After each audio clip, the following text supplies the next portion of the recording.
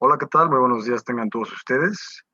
En este día, por parte del equipo número 3, que está conformado a nombre de Luis Óscar González Alcocer, Yeshua Manuel Hernández Huitrón, Aley Pacheco Serrano, José Luis Rojas Avilés, César Andrés Tirado Gutiérrez, José Antonio Vergara Juárez y un servidor, Clovis Arián Gómez Remusat, vamos a presentar acciones esenciales de seguridad del paciente.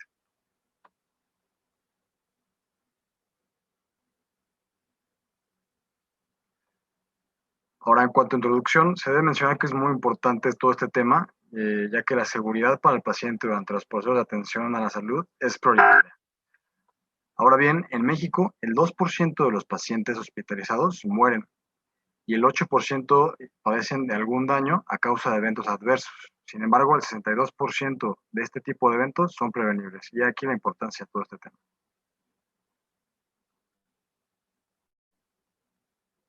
En cuanto al contenido, tenemos que el Consejo de Salubridad General, o CSG, y la Dirección General de Calidad y Educación en Salud desarrollaron 8 acciones esenciales para la seguridad del paciente en entorno ambulatorio y hospitalario. Hablaremos de los primeros 6. La primera es identificación del paciente, la segunda es comunicación efectiva, la tercera es seguridad en el proceso de medicación, la cuarta es seguridad en los procedimientos, la quinta es reducción de riesgo de las infecciones asociadas a la atención de salud y por último la sexta es la reducción del riesgo de daño por caídas. Ahora, en cuanto a la primera, vamos a hablar de la identificación del paciente. Esto en realidad podría parecer un tanto obvio, pero en realidad no lo es, ya que es en este ámbito justamente donde ocurren más errores.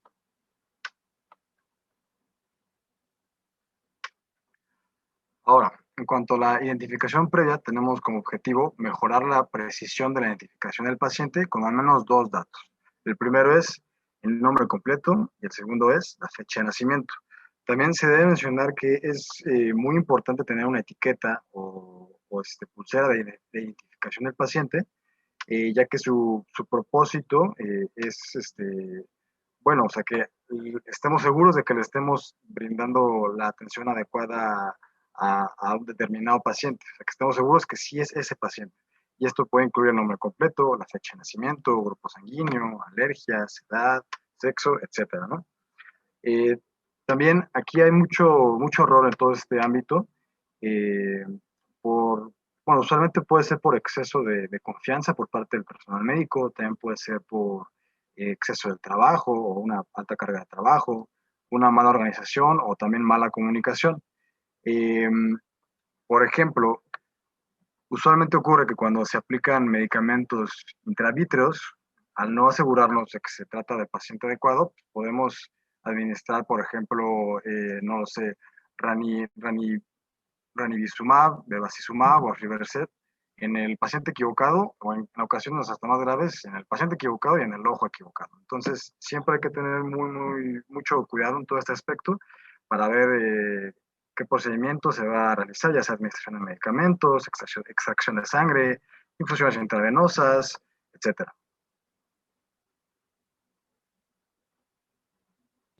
La segunda es la comunicación efectiva. Es de gran importancia porque cuando la comunicación es correcta, oportuna, precisa y comprendida por el receptor, se disminuyen los errores y se brinda la atención adecuada y con seguridad al paciente. Para llevar a cabo este proceso es importante tomar en cuenta la implementación que se enfoca en el receptor, ya que es quien llevará a cabo el proceso de escuchar, escribir y leer para que el emisor confirme esa información. Este proceso se diseña para recibir órdenes, indicaciones clínicas, resultados de laboratorio y gabinete, de forma verbal o telefónica, de manera exitosa.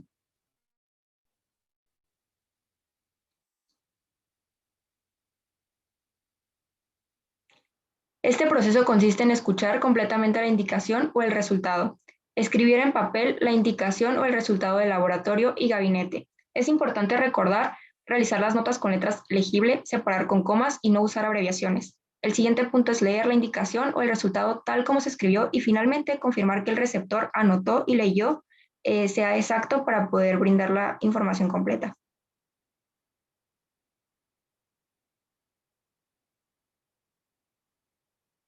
También se establece la alternativa de escuchar, repetir y confirmar cuando el proceso de escuchar, escribir, leer y confirmar no es posible. Este consiste en escuchar la indicación o el resultado, repetirlo y que el emisor confirme que lo que se repitió es correcto. Por ejemplo, tenemos que un médico indica a una enfermera administrar un medicamento al paciente de la cama 2, pero la enfermera no verifica la información recibida y se lo administra al paciente de la cama 3 porque existe una mala comunicación.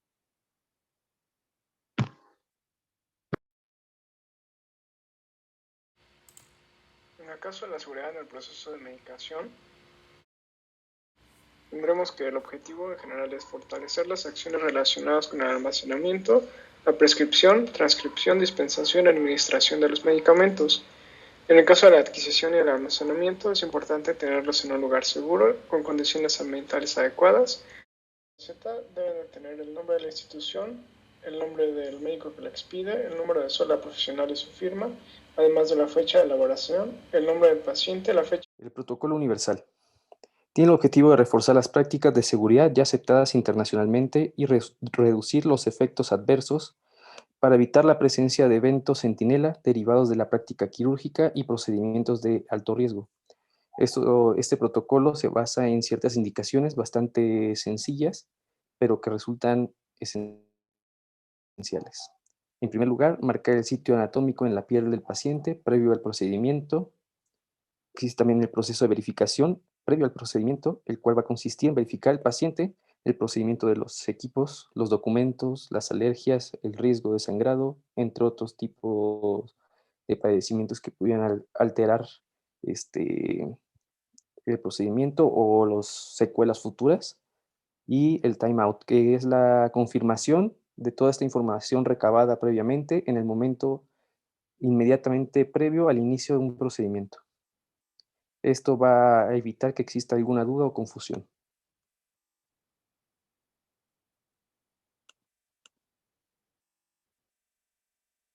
Bueno, ahora vamos con la reducción del riesgo de infección asociada a la atención a salud.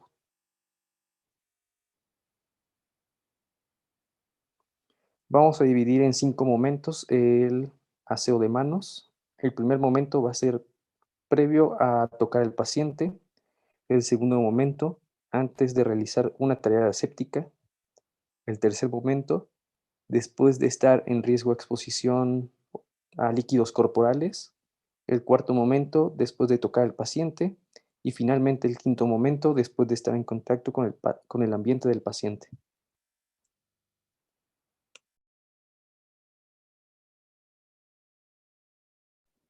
Y bueno, el objetivo de la higiene de manos va a ser ayudar a reducir las IAs haciendo uso de un esquema de limpieza de mano. Esto siempre teniendo en cuenta que hay que mantenerlas limpias durante todo el tiempo de consulta.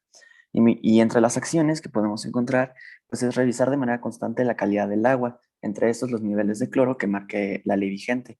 Además, siempre tener un stock óptimo de insumos y recursos. Es importante capacitar al personal de salud, ya sea clínico, no clínico, visitante, etcétera, para que acate estos protocolos.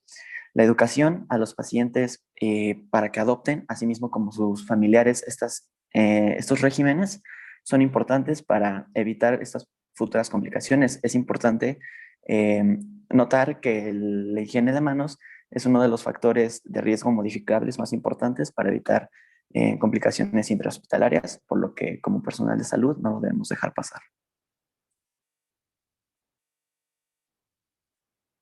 Y bueno, ahora hablaremos un poco sobre la reducción del daño al paciente por los riesgos en caídas.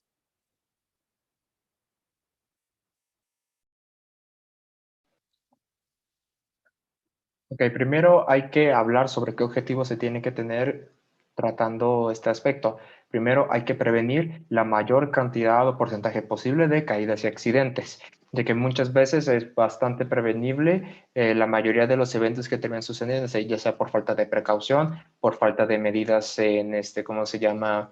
En la forma de cómo la gente lleva su vida, al igual que hay que medir el riesgo aparente y potencial, porque a pesar de que hay que buscar prevenir siempre lo que se pueda, hay que tener siempre en consideración de qué tan probablemente pueda ser que si mi paciente se caiga, qué tanto daño puede hacerse o qué tanto es la posibilidad de que éste pueda resbalar y caerse bajando las escaleras, yendo al baño o haciendo alguna otra actividad.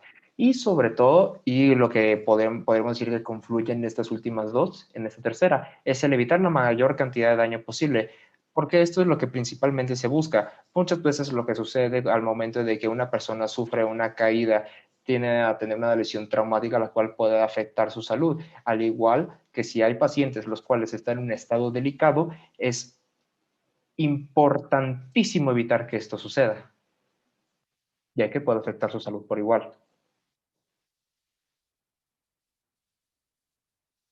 Y de hecho tenemos una escala, la escala de riesgo de caídas de Downton, la cual nos ayuda a medir los diferentes, ¿cómo se llama?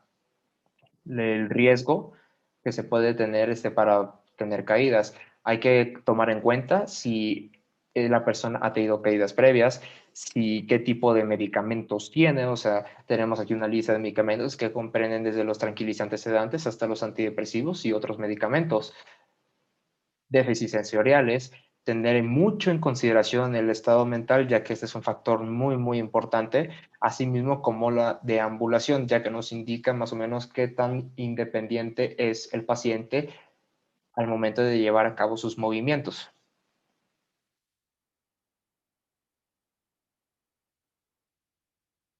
Bueno, y aquí podemos ver un poco de la bibliografía que nosotros consultamos para poder llevar a cabo esta investigación y esta exposición.